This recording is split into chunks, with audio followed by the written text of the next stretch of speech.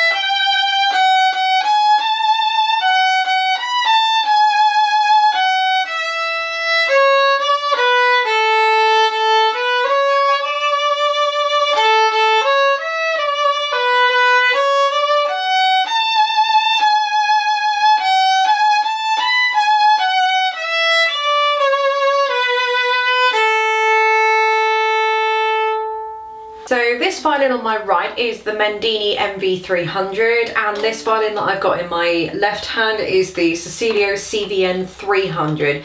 MV300, CVN300, so they both have similar names. This is a Mendini, this is a Cecilio. So Cecilio as a whole brand do these two different types of violin. They're kind of the Cecilio sort of violins, and then they've kind of done a separate, branched off and done a separate kind of Mendini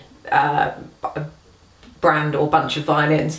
With these you can only get them in Mendini MV 200, 300, 400 and 500. These range from the CVN 100 all the way up to the 800. So the price difference for these, this is a $63 violin on Amazon.com, roughly, depending, $64, something like that. And this is $139, so it's about $140. So you're looking at just over double, so $63, $64, and this is $140. I suppose the main difference between these ones to start with is the look. You can see that this one here that I'm just moving is shiny, so it's got a gloss finish. It's all maple, hand carved maple. It does have a two-part back to it, but then as does this one. This is what we would call, or what they call a satin finish, but it's got quite a heavy satin finish, so it almost looks I don't want to say it looks matte too much, but it almost looks more matte than it does satin.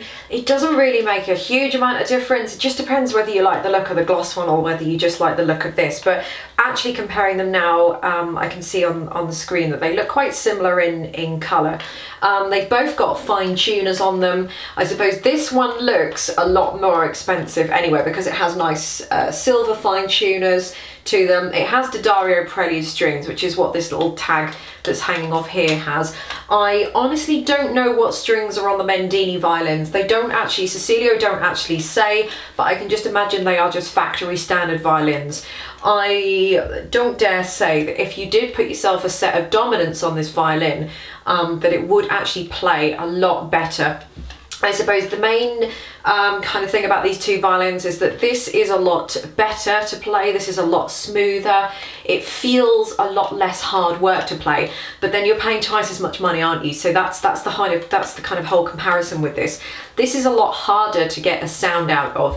Now this might only be something that someone who's slightly more advanced or intermediate to advanced might kind of understand, but you know, even if you don't really understand what I'm talking about as a beginner, you will start to understand. And there's a possibility that if you're playing this, that you will notice that some things, that it is a little bit hard work in a way, but you don't really quite know why, or you don't really quite know how. You just know that it's quite hard to get a sound. You really do have to push this. And I think it's not down to the body or anything like that. I think it's down to the quality of the strings. So these ones are D'Addario Prelude. These ones are just your bog standard kind of cheaper factory ones. But then, you know, it's less than half the price. So even if you put yourself a set of dominants on here for, I don't know, $30, $40, something like that, whatever the price of dominants are, or even Parastro tonicas, you'd still get the same tone, but the strings wouldn't be so hard to get a sound out of. So the thing about this one is that you can skip all of that and go straight to this one where you don't actually have to do anything to it. You can go straight in and play it. They both, in terms of scratchiness, I guess this one's slightly scratchier than this one, but this is a $63 violin, this is a $140 violin, so again, you're really going to get what you pay for. I really like this for the price though. For a $63 violin, I think this is just awesome. I know some people out there have had trouble with this and they've not really quite liked it, but I mean, I can get a nice sound out of it. I don't think there's a particular tone with this. It's not particularly, it's not bright. This is probably a little bit brighter. This is probably a little bit duller in a way, but again, it's $63 comparing to sort of $140. So I think you definitely are getting more than twice your money if you're buying this one, which is $140. So sometimes when you get violins and you're getting a comparison and there's kind of, you know, a $50, $60 price difference in there, you sort of think, can I see $50, $60 extra worth in here? And sometimes you can't, but in these two you definitely can. So it really does suit your budget. So if you've got $140, then this is your man. If you've got $63, this is going to be just as good as well. But I also think if you put some Parastro tonicas on here, which are, I don't know, $30 odd, something like that, depending, have a look on Amazon.com, or even some dominant strings, then I think this will definitely sound a lot better, and I think it will almost sound as close to this one. If I had to pick one to buy, I would probably buy this one, which is the CVN300, just because it is a lot smoother, it is a lot nicer, the tone is a lot nicer as well, it's not too bright, it's not too soft, you can get some dynamic range there, the strings are working great for me, it's really nice to tune and it's a pleasure to play. So if I had to choose one, then it would be the CVN300.